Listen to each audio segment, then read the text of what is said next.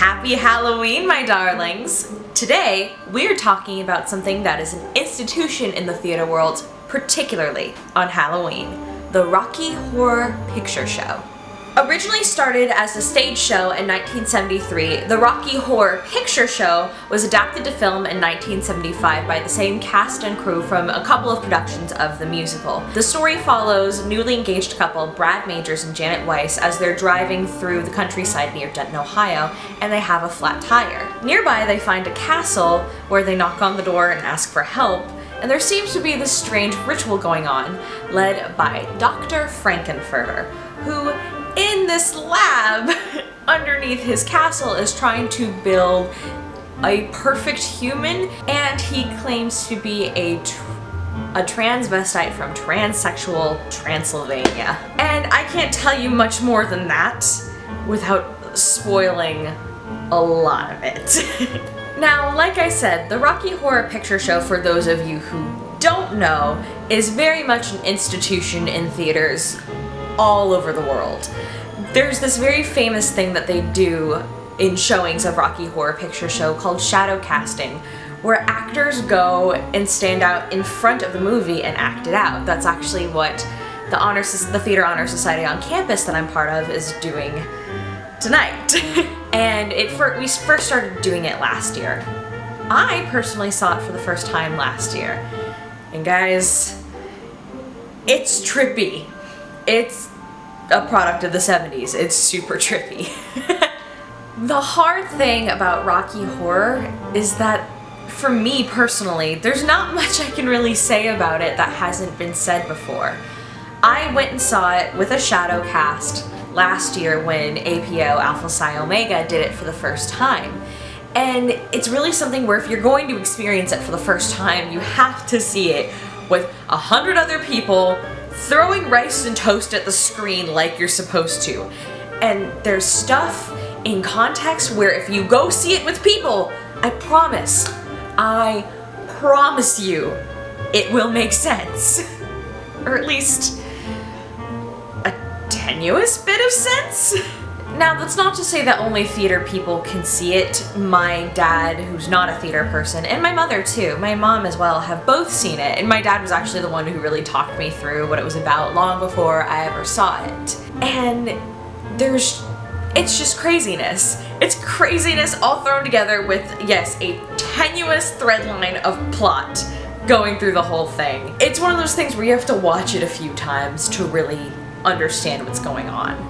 That being said, what I can explain to you is that this story really lives and dies by its characters. Like, because the plot is so minimal. Like, it's there, don't get me wrong, it's totally there, and there's a lot going on, but it's all very just kind of tied together. Personally, that's what I got out of it.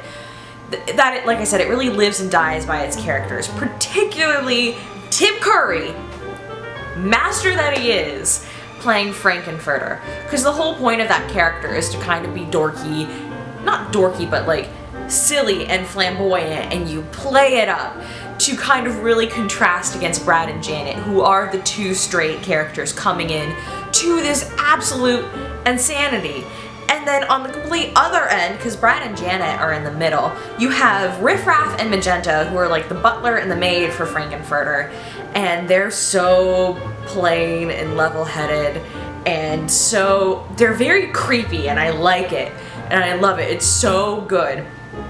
My favorite character personally is Columbia, mainly because if I ever personally do a shadow cast of Rocky Horror, that's probably going to be the character I play, let's be real, because she's bright and she's bubbly and silly, and it does, it lives and dies by its characters. It was supposed to be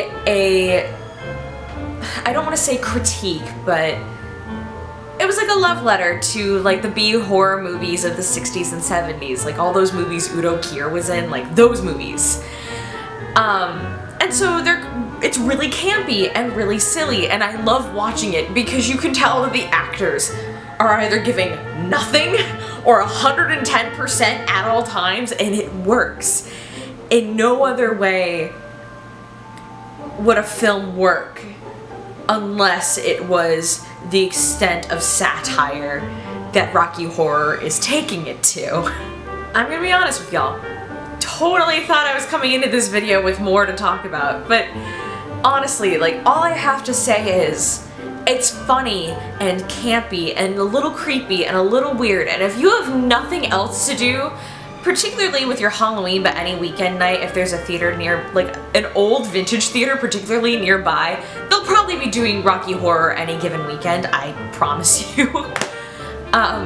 I encourage you, go see it. It's a good thing to do, to have a little bit of fun with your friends and to joke around and call out stupid things, because there are stupid call outs that you have to do. You get to throw stuff at the screen. It's a great fun time, and it's a fantastic way to spend your Halloween. Now, what about you? Is there anything I missed? Anything you love in particular about Rocky Horror? Any memories you have from any particularly really good Shadowcast that you've seen? Because it's a really fun show, guys. Are there any other kind of campy horror films you suggest?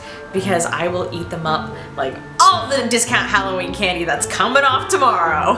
Yes. And if there's not any suggestions or stories or ideas, don't forget to click like and subscribe. All my social media is down in the description, as well as my actor website. And stay safe, my darlings, and have a happy, happy Halloween.